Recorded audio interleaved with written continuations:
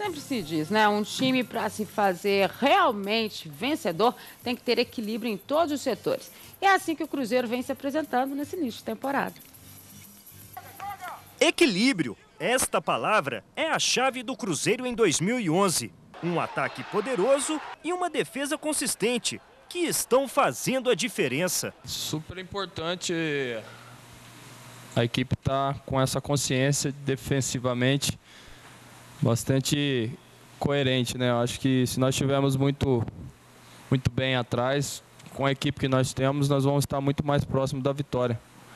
Pela qualidade dos jogadores de ataque, meio de campo. Foi assim nos 2 primeiros jogos da Libertadores. 2 goleadas. Na estreia, 5-0 sobre o Estudiantes da Argentina. Depois, 4-0 no Guarani do Paraguai. Os resultados despertaram a atenção dos adversários pela América do Sul e confirmaram a fama do Cruzeiro pelo continente. Não é mesmo, Henrique? Ah, sim. É a La Besta Negra, né? Que fala.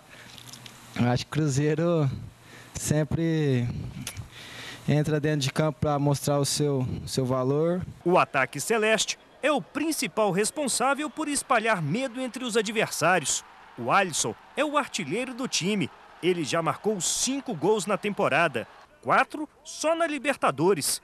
Mas seus companheiros de frente também balançaram as redes inimigas. O Wellington Paulista, Thiago Ribeiro, Montijo, Roger, Dudu e André Dias. Todos já deixaram suas marcas na temporada. O último foi o argentino Ernesto Farias. Nos 6 jogos oficiais de 2011, o equilíbrio entre defesa e ataque tem mesmo chamado a atenção. O Cruzeiro balançou as redes adversárias 18 vezes, média de 3 a cada jogo. E o time sofreu apenas 4 gols, todos na derrota para o Atlético.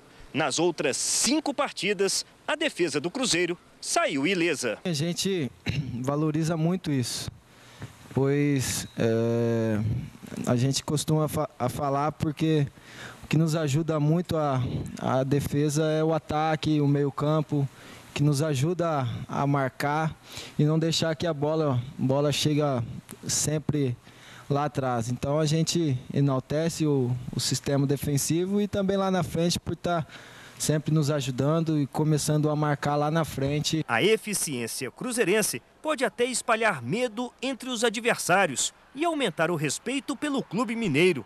Ela só não muda a consciência do grupo e aquela política de pés no chão. O nosso pensamento é chegar ao título, né? Mas temos que ir degrau por degrau, não tem como você fugir da realidade do momento, então não adianta a gente sonhar porque fizemos 2 partidas muito boas, achando que a gente não vai encontrar dificuldade ou que vai sempre jogar dessa forma. O importante é que a gente tente sempre jogar dessa forma. É claro que a gente está falando de equilíbrio, mas é só o início da temporada, tem muita coisa ainda para rolar, muita coisa para acontecer ainda. O Cruzeiro ainda vai sair para fazer os seus jogos fora pela Libertadores. Mas esse equilíbrio ele está sendo encontrado mesmo. A gente já falava aqui sobre a condição tática que o Cuca vem empreendendo nessa equipe, como ele está bem nas substituições, na forma como ele tem conduzido esse time. E, claro, esse equilíbrio faz parte também dessa forma de jogar do Cuca, né? O Cruzeiro hoje tem 2 formas de jogar, né? Tem a forma de jogar da Libertadores e a do Campeonato Mineiro. Acho justo, não concordo em hipótese alguma quando você quer priorizar uma competição como quer priorizar a Libertadores. Não concordo. Acho que o jogador tem que jogar todas, na hora que não está bem, tira ele, coloca outro. Tudo bem. Agora, o Cruzeiro na Libertadores é um e no Campeonato Mineiro é outro. Isso é óbvio. E o Cuca ainda não achou alguns pontos do Cruzeiro. Ele não achou, mas vai achar. O Cuca está tendo um equilíbrio, sim, principalmente essa ligação do meio de campo com o ataque.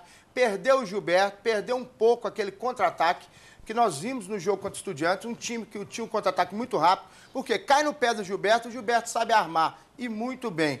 Cai no pé do Roger, ele sabe armar, e no pé do Montijo também. Perde um pouco com o Diego Renan, perde, mas ganha no vigor físico, ganha na vontade, isso ele tem mais do que o Gilberto.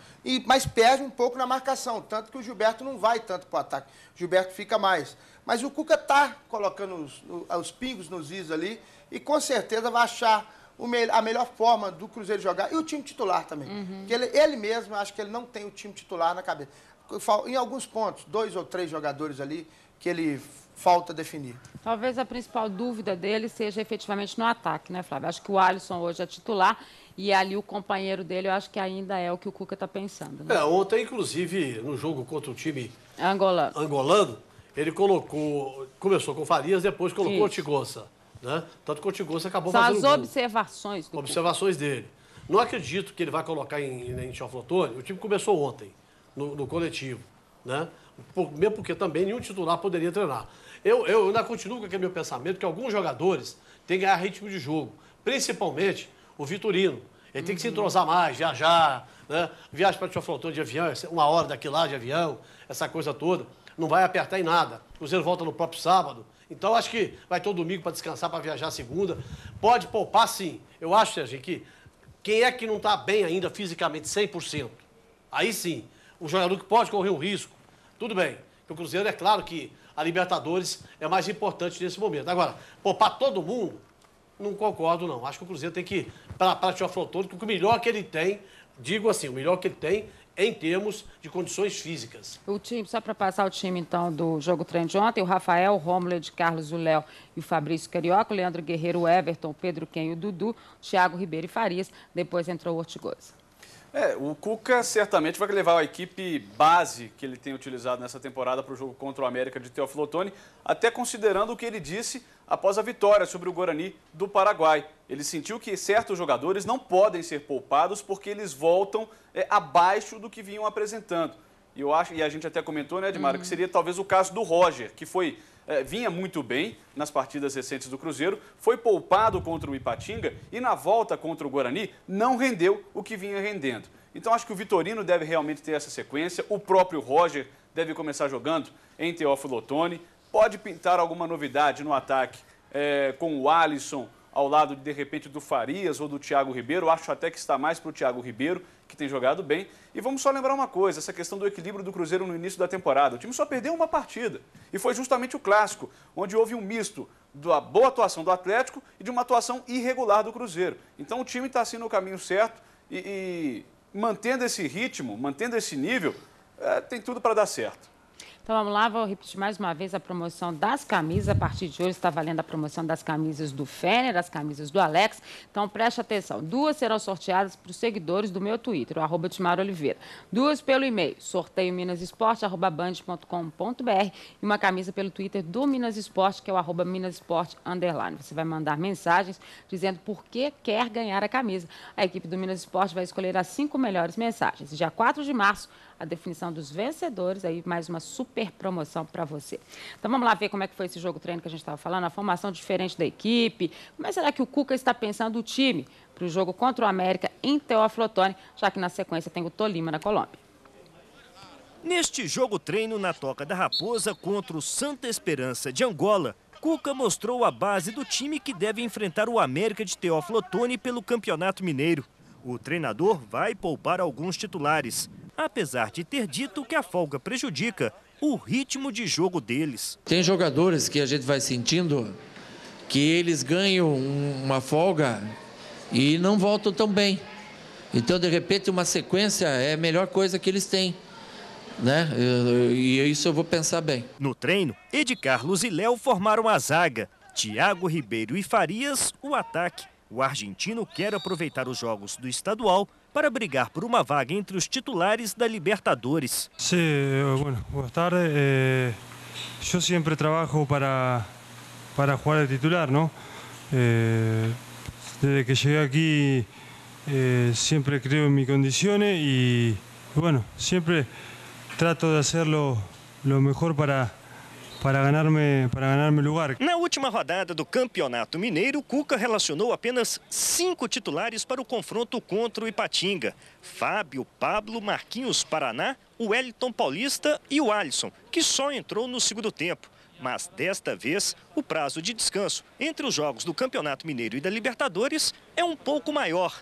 E aí, todo mundo sabe, jogador de futebol gosta mesmo de estar dentro de campo. Nós, jogadores, quer estar sempre em atividade, sempre jogando para manter o ritmo. Eu, falar a verdade, eu sou um fominho. Ano passado joguei, eu acho que de 70 e poucos, 62 partidas. Então, acho que eu que gosto de estar sempre jogando, sempre em atividade, para que o ritmo esteja sempre bom. Presença certa é do capitão Fábio. Este aí não perde compromisso do time. Estou sempre bastante feliz porque é gratificante você estar dentro de campo, podendo ajudar os companheiros, ao clube. Em Teófilo Otoni, o Cruzeiro vai encarar um desafio e tanto. O América está invicto no estadual. Nas 4 rodadas, 1 vitória e 3 empates. Acho que não perder, às vezes, nem é tão pela relação da qualidade do time ou dos adversários. Eu acho que são circunstâncias que você tem dentro da partida. O América vai encontrar essa dificuldade. Vai tentar sempre sobressair, permanecer invicto.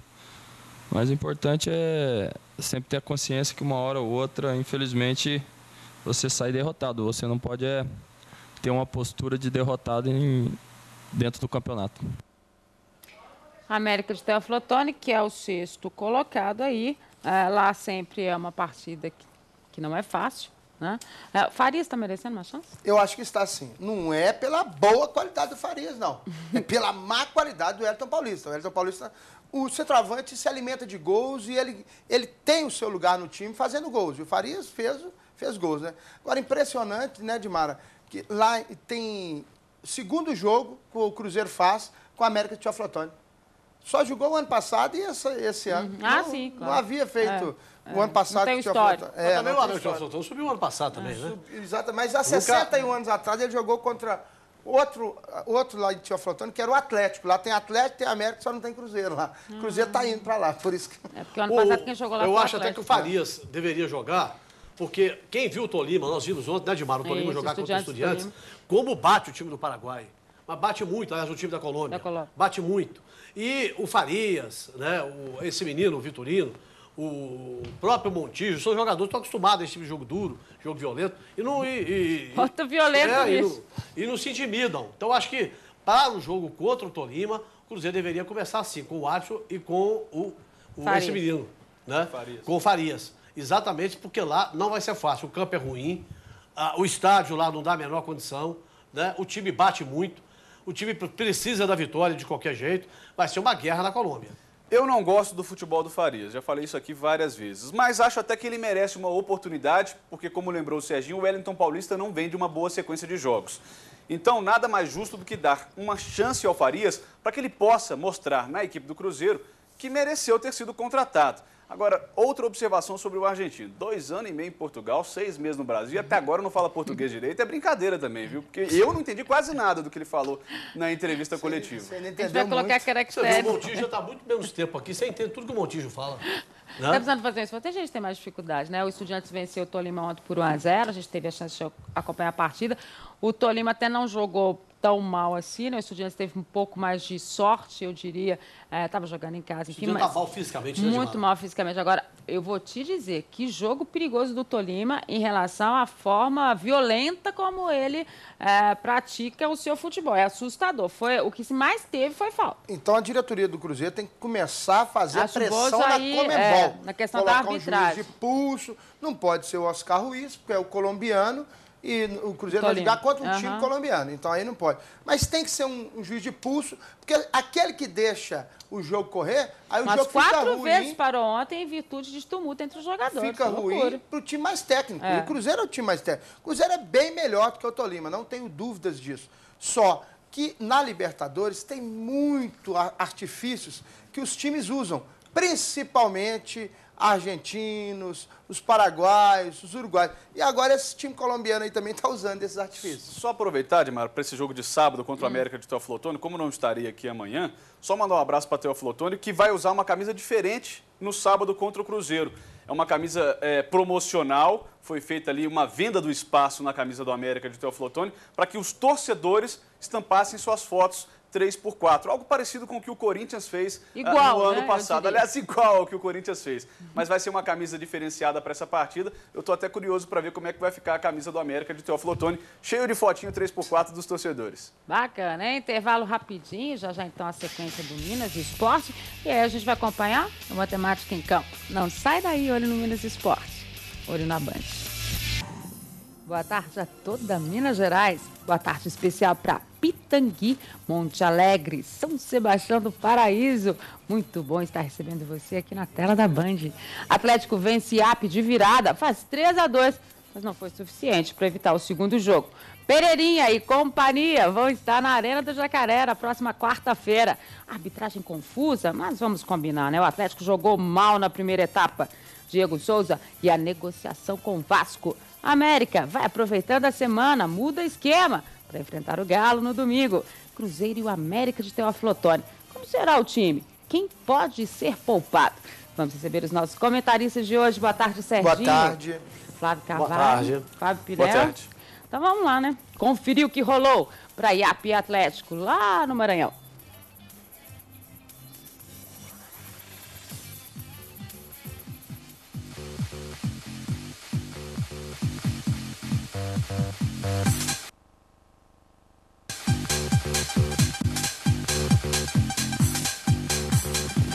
Aos 14, o primeiro erro da arbitragem. Depois da bola levantada na área, o goleiro Renan Ribeiro sofreu carga de Carlinhos e soltou a bola. Na sobra, Vanvan empatou para o IAP.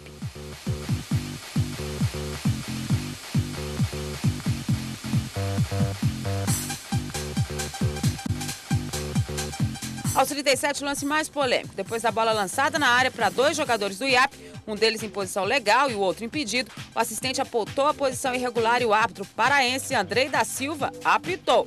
Vanvan, que não estava impedido, mandou para as redes. 2-1.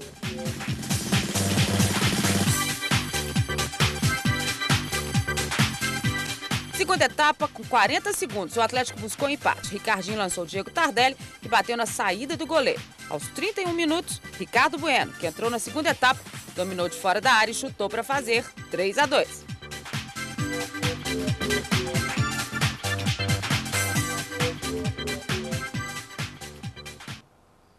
Tinha um morrinho lá também. Eu pedi pro pessoal voltar, a gente teve probleminha no início da matéria.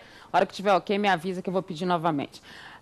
Então vamos lá, vamos ver de novo a matéria. A gente teve um probleminha, então ficou difícil para vocês acompanharem. Vamos mostrar de novo.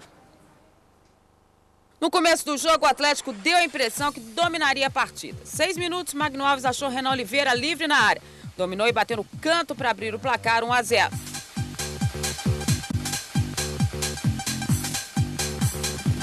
Aos 14, o primeiro erro da arbitragem. Depois da bola levantada na área, o goleiro Renan Ribeiro sofreu carga de Carlinhos e soltou a bola. Na sobra, Vanvan empatou para o IAP.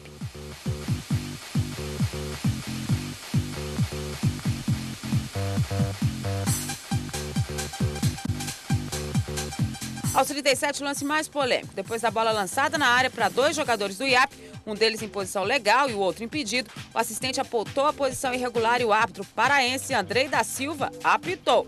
Vanvan, que não estava impedido, mandou para as redes. 2-1.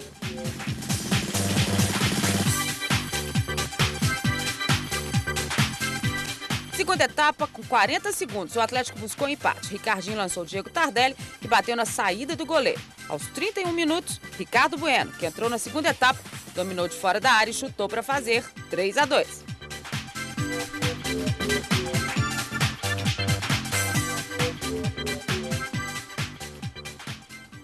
Eu já disse hoje de manhã na Band News FM 89.5, onde eu estou todas as manhãs com o Paulo Leite.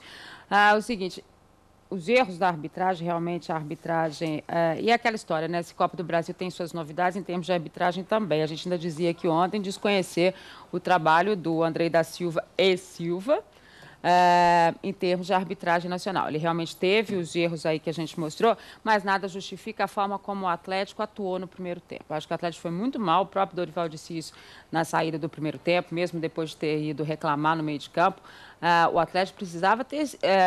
colocado o seu jogo, né? Um time experiente como o Atlético, cair nessa história da arbitragem e de tudo que aconteceu, e sabe bem como é que é a Copa do Brasil. Então, acho que o Atlético também jogou muito mal a primeira etapa. A gente vê nos grandes centros juízes que apitam quarta, quinta e nos finais de semana errarem. Esse desconhecido piauiense não ia ser diferente. Ele é errou paraense. e errou. É paraense e os bandeiras, que são do Piauí. são piauienses. O Bandeira errou até mais, que ele levantou a bandeirinha. Porque eles não estavam acostumados. Exato. Agora, acontece isso. A defesa do Atlético também parou.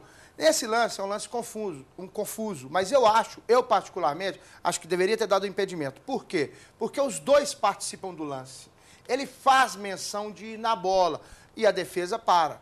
Então, para mim, foi impedimento. No lance do goleiro, do Renan Ribeiro, ninguém tem dúvida que ele fez a carga, aí sobrou para o Vanvan. Mas nada justifica. O Atlético jogou muito mal, não entrou em campo no primeiro tempo, pensou que aos 6 minutos, quando fez um gol, ia ser muito fácil. E não é assim. Eles não vão entregar facilmente dentro de casa. Só que aqui vai ser diferente. Aqui eu tenho certeza que o Atlético vai dar uma goleada, porque o time é fraco. O time não tem perna, não tem condicionamento físico. É uma multidão, usa muito a bola dentro da área por causa da dimensão do campo. Então é isso que acontece. Mas o Atlético poderia ter evitado uma data, mais uma semana para descansar. Aí, claro. O tempo, o desgaste físico. Então vai ganhar mais uma data. Vai ter que jogar quarta-feira que vem na Arena do Jacaré. Vanvan te assustou, Flávio Carvalho? Não, é um jogador comum de Mara. Só que era o jogo da vida do IAP, né? Claro. Foi talvez o jogo mais importante da história desse time até agora, né? Um time novo. Começou mal, começou batendo cabeça. A zaga desesperada, né? A zaga desesperada. Depois, o Atlético parece que resolveu, vamos tocar a bola, que a qualquer momento nós vamos fazer o segundo, o terceiro e o quarto. Coisa que acabou não acontecendo. E aconteceu a virada. 2 erros de arbitragem claros. Mas não tira em nada a má atuação do Atlético, né? A péssima atuação da zaga do Atlético ontem, tanto o Erlen quanto o Hever, né? Os dois laterais também, o meio de campo do Atlético, né? Só um pouco ali o ataque, ali o Tardelli tentou fazer alguma coisa. Agora, o time deles é um time que aqui no Mineirão, na Arena do Jacaré, aí tinha gente que tá querendo apostar dando 3 aqui pode dar 4. Certo? Tranquilo. Porque é um time muito fraco, né? Jogou ontem na empolgação da torcida, na empolgação, eu tenho a impressão que, né, deve ter tido coquetel antes do jogo para receber autoridades, aquela coisa toda, né? Aquela festa que acontece no interior, quando aparece uma autoridade. Não é interior, né? não, é capital. Hein? Lá é capital. Pois é, mesmo. mas eu tô dizendo lá, mas lá foi feito isso tudo, você entendeu? Aquele entusiasmo para entrar em campo, aquela coisa toda, né? E o time acabou conseguindo, né? Ou seja, vai vir aqui, claro. Viesse aqui a Belo Horizonte e jogar para a partida de volta. Um pouco de oxigênio na Copa do Brasil, é isso que ele conseguiu. É verdade. Mas a gente já viu essas histórias por várias vezes. O próprio Cruzeiro, campeão da Copa do Brasil de 2003, começou no empate lá em Caicó, né, contra o Corinthians de Caicó, e depois veio a ser o campeão com o Dorival mesmo no ano passado. O Santos também começou de forma ruim. Quer dizer, isso tudo tem solução ainda. Agora, o Atlético não pode jogar da forma como jogou na primeira etapa. Justamente. O Atlético, de positivo, ficou o dever cumprido. A obrigação de vencer, pela estrutura que tem, pelo investimento que faz no futebol, foi cumprida. O Atlético venceu aos trancos e barrancos, e aí eu tô com o Serginho. 2 lances de arbitragens que prejudicaram o Atlético, mas o time também jogando muito mal. Em vários momentos, a equipe um pouco perdida, talvez até achando que seria fácil conseguir um resultado fora de casa e não encontrou tanta facilidade assim diante do IAP. Eu gostei, sabe, do Jackson, Flávio. Você falou das laterais. Eu achei até que o Jackson teve uma postura bem interessante. Ele é muito tático, muito disciplinado. Levou, claro, ali algumas bolas nas costas, mas estava sempre voltando para recuperar e dar combate. Eu acho até que o Jackson é um dos jogadores que merecem destaque na partida de ontem, assim como o Diego Tardelli, como você elogiou. Sobre os lances dos erros da arbitragem, vou repetir. Falta no Renan Ribeiro e havia impedimento no lance do segundo gol. Independentemente de ter ou não esse impedimento, o grande erro da arbitragem foi o auxiliar ter levantado seu instrumento de trabalho e o árbitro ter apitado. Aí não tem como voltar atrás. É muito difícil você aceitar uma arbitragem como essa. E fica claro, né? A arbitragem é ruim em Minas Gerais, no Pará, no Piauí e no Brasil inteiro. E ninguém faz nada para resolver o problema. Só queria saber do Atlético o seguinte: está reclamando da arbitragem hoje? Teria uma postura mais digna ao reclamar da arbitragem hoje se nos jogos anteriores pelo Campeonato Mineiro tivesse aceitado que erros da arbitragem acabaram favorecendo a própria equipe. Então vamos lá, vamos ver o que o Ricardo Bueno e o Tardelli falaram depois da partida. Um adversário difícil, A gente esperava um jogo diferente. Desta bom, acho que a gente conseguiu fazer o placar, né? O objetivo nosso é a classificação. Temos o jogo em casa agora, se preparar para o Mineiro. A gente fizemos uma bela partida no primeiro tempo, mas no segundo tempo a equipe melhorou bastante. Um bonito lance ali, uma girada, deu uma desviada ali, acabou enganando o goleiro e fazendo o terceiro gol. Não é um gol agora, Carlos? Pô, eu não tô nem pensando nisso, então estão me criticando, é porque eu não estava rendendo. Eu tenho que agradecer os clientes e continuar trabalhando forte. Uma grande festa também depois do jogo, né? Pelo jeito ali, todo mundo de volta, feliz por por ter ganho a chance de vir aqui, né? Deve ter tido coquetel antes, depois do jogo. Era nos tempos antigos, quando o político foi pro interior, o deputado chegava no interior, era café, chamava de música, né? Tinha a placa para receber. Tudo isso o Atlético recebeu lá, banda de música, placa, tapete vermelho. O Pereirinha ficou bravo com o Dorival na hora que ele entrou em campo. Pois é, mas aqui, o que o Pereirinha foi fazer no meio de campo e como que a arbitragem não tomou... Os dois teriam que ser mas o Dorival pediu licença pro árbitro no intervalo do jogo, quando ele voltou, pediu licença, o árbitro falou, se aproxima, e o Pereirinha foi lá ver o que estava acontecendo. E o Dorival rindo dele. E o Pereirinha não tinha nem que estar em campo.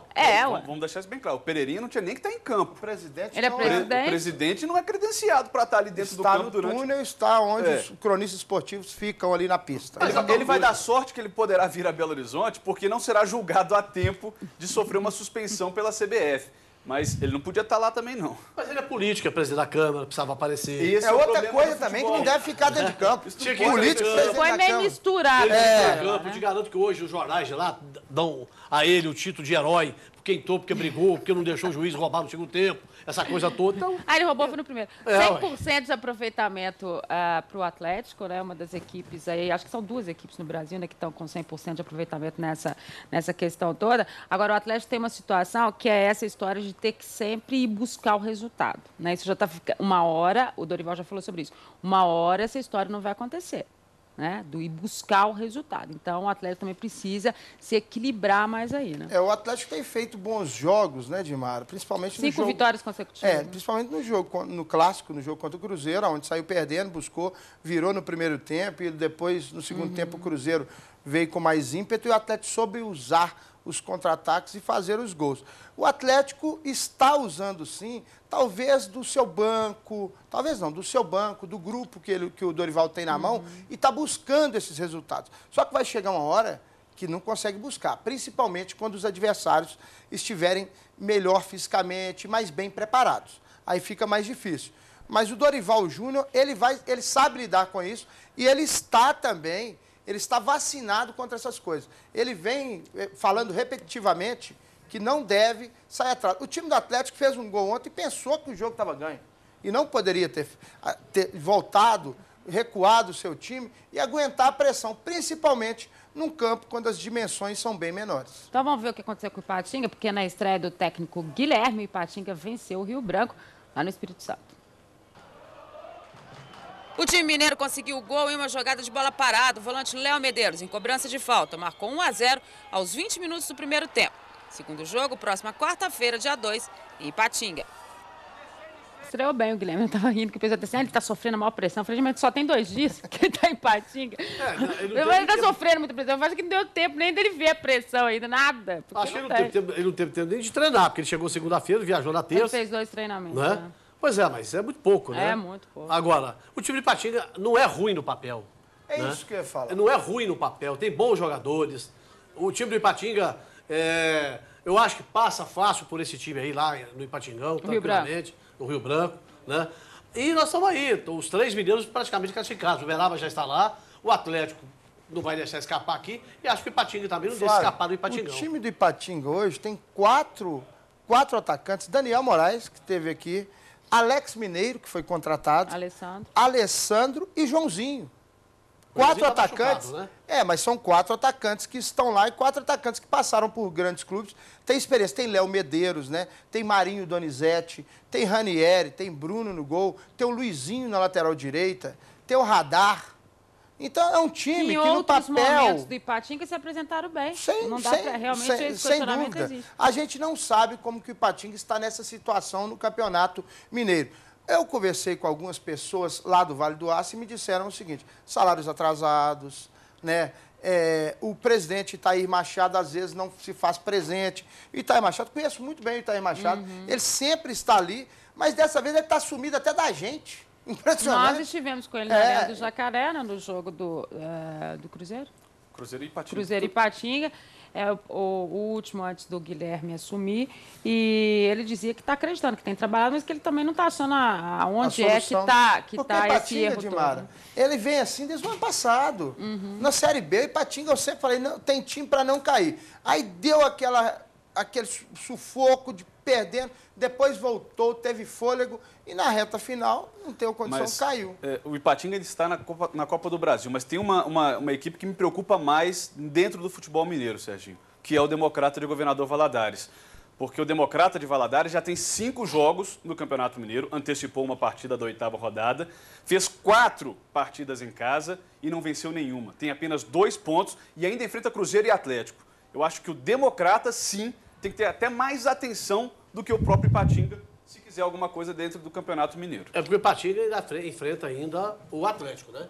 O Ipatinga tem o Atlético pela frente ainda. Lá, no Ipatingão. No Ipatingão. Mas tem tudo para sair. Eu acho que agora, com o Guilherme, né, a cabeça nova, né, ânimos novos, eu tenho pessoa que pode dar uma recuperada. Pelo menos para não cair, né? Deixa eu pedir, eu vou dar um recado aqui nessa câmera, que é da nova promoção do Minas Esporte, porque a partir de hoje estão valendo aí, então, as camisas do Fêner, as camisas do Alex.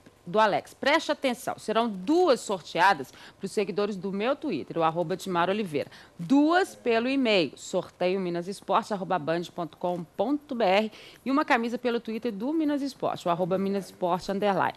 Você vai mandar mensagens dizendo por que quer ganhar a camisa do Alex. A equipe do Minas Esporte vai escolher as 5 melhores mensagens, as mais criativas, enfim. Escreve lá por que você quer ganhar a camisa. Dia 4 de março, a definição dos vencedores. Então, mais uma promoção aí para você. 5 camisas do Fêner, as camisas do Alex. Bem bacana, né? Mais uma promoção do Minas Esporte para quem acompanha a gente, para quem segue a gente no Twitter. Então, vamos conferir como foi a vitória do Grêmio Prudente sobre o Irati. O Grêmio Prudente será o adversário do vencedor do confronto entre Atlético e IAP. O ataque do Grêmio Prudente funcionou nesta quarta-feira. Em duelo disputado no Prudental, a equipe, agora comandada por Fábio Giuttini, conseguiu reverter o placar do jogo de ida, 3-1 para o time paranaense, e venceu o Irati por 3-0, com 2 gols de Jandson e 1 de Adriano. Com o resultado, o Prudente avança e agora aguarda pelo vencedor de Atlético e IAP. Fez uma virada boa o Grêmio Prudente, né? Lembrando que o Atlético enfrentou o Grêmio Prudente, foi na Sul-Americana do ano passado. Sul-Americana, empatou o primeiro jogo fora, 0-0.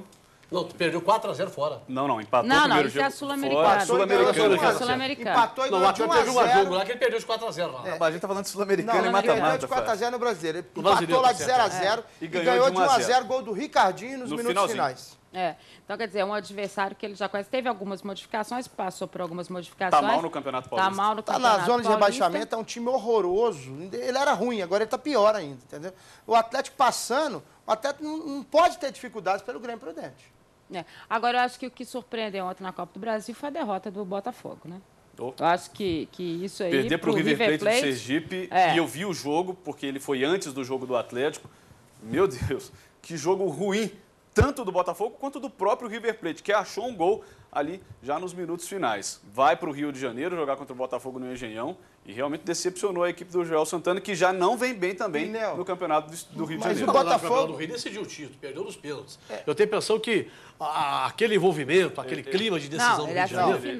Ele é semifinal. É semifinal. Agora vai ser Boa Vista e Flamengo. Agora é Taça Guanabara. Aqui, mas o Botafogo, gente, não é de se assustar não. O Botafogo tem um histórico de jogar bem os clássicos e perder para times pequenos ou empatar. Tanto que até no último minuto do jogo contra o Macaé, se não me engano, ele teria que ganhar e ele empatou e foi enfrentar o Flamengo, que era para ele ter enfrentado o Boa Vista. Ele estava na frente do Fluminense, porque ele havia ganho do Fluminense um domingo antes. É verdade. Então, aí foi o resultado talvez mais surpreendente aí, em termos de Copa do Brasil. Nós vamos para o intervalo. No próximo bloco tem Cruzeiro.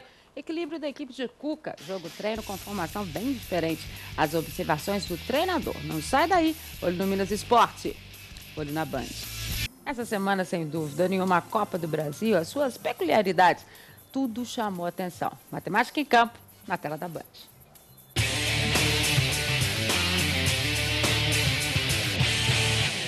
A péssima arbitragem e o resultado ruim do Galo ontem contra o IAP quebrou uma pequena escrita. Há 5 anos, o clube não sabia o que era retornar para BH na primeira rodada da Copa do Brasil sem a classificação. Em 2006, o Atlético fez 3 no Xará de Ibirama, em Santa Catarina. Em 2007, foi 3-1 sobre o Colo-Colo, na Bahia. A vítima do ano seguinte foi o Palmas, que levou 7 gols em Tocantins. O Itabaiana de Sergipe teve um resultado menos vexatório, perdendo apenas por 5-0. No ano passado, a Esperança Atleticana, com o time de Vanderlei Luxemburgo, estreou vencendo o Juventus do Acre por 7-0, com 5 gols de Obina. Nas 22 participações na Copa do Brasil, o Atlético, que é o time que mais vezes atuou nesta competição, ao lado do Vitória, foi derrotado na estreia apenas 2 vezes. A primeira foi em 2002, quando perdeu para o Juventude do Mato Grosso por 2-1, mas se classificou no jogo de volta ao ganhar por 2-0. Em 2004, o Galo sofreu a sua mais dura derrota na primeira fase do torneio, perdendo por 4-2 para a modesta Catuense na Bahia. Quem sabe começar diferente é uma boa coisa para o Galo, que só não disputou a Copa do Brasil em 93, mas jamais chegou à final da competição, que invariavelmente apresenta suas surpresas. Por enquanto, a Copa do Brasil tem média de 3,32 gols por jogo. Os mandantes ficaram com 15 vitórias e 16 derrotas. Se a vitória do Galo não serviu para aliviar o calendário, ela ao menos manteve os números expressivos do time na temporada. Até agora, o clube fez 4 jogos como visitante e venceu todos. Marcou 13 gols e sofreu 8.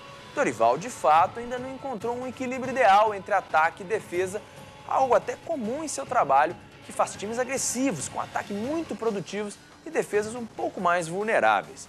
Ao todo, o Galo fez 18 gols, sendo 13 em finalizações, 2 de cabeça e 3 em penalidades. O clube sofreu 10 gols, todos em finalizações. A defesa, pelo menos no alto, problema em 2010, segue invicta. A próxima partida do Galo é o clássico contra o Coelho, que começou em 13 de maio de 1914, um amistoso em BH vencido pelo Atlético por 2-0.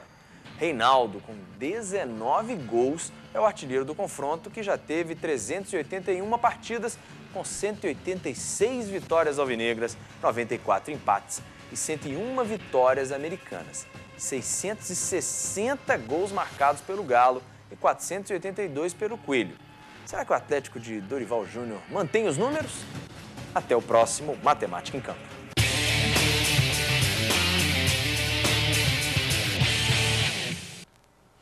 Tá, então, Matemática em Campo, aproveitar para falar da questão do Diego Souza. Eu conversei agora há pouco com o presidente do Atlético, Alexandre Calil. Perguntei se acha que o Vasco não vai ter realmente aí o dinheiro pedido, porque o Atlético quer que o Vasco pague a parte que lhe cabe à vista, né, para que o Atlético não tenha nenhum tipo de problema. E eu perguntei, Calil, você acha que o Vasco vai ter problema? Ele disse que não, parece que tem algum grupo de investidores que deve fazer esse pagamento. Essa situação pode ficar resolvida ainda hoje.